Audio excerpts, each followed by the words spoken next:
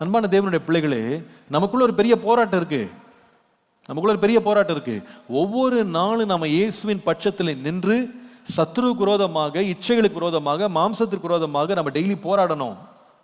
போராட்டத்தை கைவிட்டா என்ன போயிடும்? கிரீடம் போயிடும். பாதி வழியில போராட்டத்தை கைவிட்டவர்களை போல நாம் இருக்கக்கூடாது.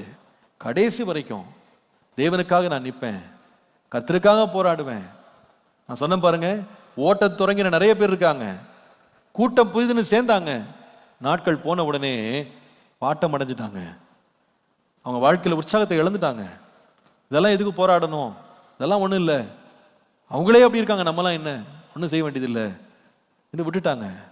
இல்லை, நான் கடைசி மூச்சு வரைக்கும் கர்த்தருக்காக நான் போராடுவேன், என் விசுவாசத்துக்காக போராடுவேன், என் ரட்சிப்புக்காக நான் பிரயாசப்படுவேன். கடைசி வரைக்கும் என் ஓட்டத்தில் நான் போராடி ஓடுவேன். அவர் சொல்றாரு, அழிவுள்ள கிரீடத்துக்கு இவங்க இவ்வளோ போராடுறாங்களே, அழிவில்லாத கிரீடத்துக்கு நாம் எவ்வளோ பிரயாசப்படணும். அடிக்கடி இந்த வார்த்தையை நான் யோசிச்சுக்கிடுவேன். அந்த காலத்தில் ரோமர்கள் ஒலிம்பிக்ஸ் அவங்க தான் ஆரம்பிச்சாங்க.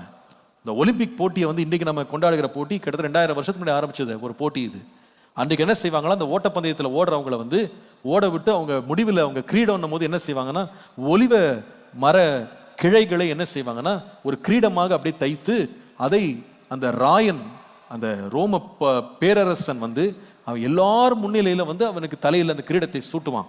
அது எப்படிப்பட்ட கிரீடம்னா, இன்றைக்கு போடுறது போல gold medal, bronze medal, silver medal கிடையாது. வெறும் ஒலிவ கிளைகளால் செய்யப்பட்டது.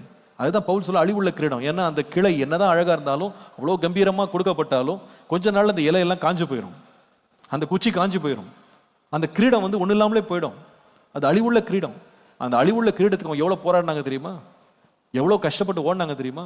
சில பேர் அந்த காலங்களில் அந்த குதிரை பந்தயத்தெல்லாம் ஓடி அந்த பந்தயத்திலே ஏராளம் பேர் செத்தே போனாங்க.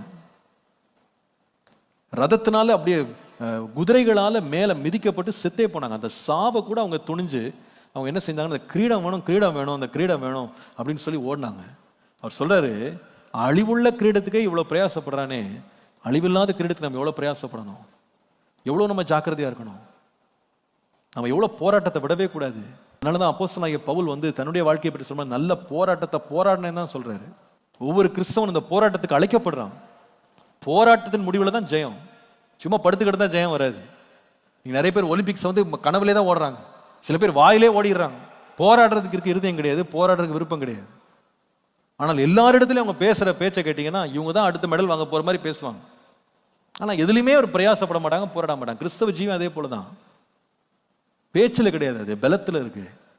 ஒவ்வொரு நாள் நான் போராடுறேன், ஒவ்வொரு நாள் நான் பிரயாசப்படுறேன், ஒவ்வொரு நாளும் கர்த்தரை சேருவதற்கும் கர்த்தருடைய வழிகளில் நடப்பதற்கும் என்ன நான் முழுவதுமாக நான் திரும்ப என்ன நான் ரீகாலிபிரேட் பண்ணி நான் ஒவ்வொரு நாளும் போராடுறேன். ஆண்டவர் பட்சத்திலிருந்து நான் போராடுறேன்.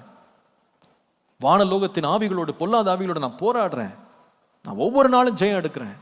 நிறைய பேர் பிசாசு பாவத்திலிருந்து இச்சை